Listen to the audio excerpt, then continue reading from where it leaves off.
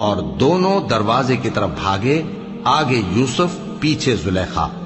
اور عورت نے ان کا کرتا پیچھے سے پکڑ کر جو کھینچا تو پھاڑ ڈالا،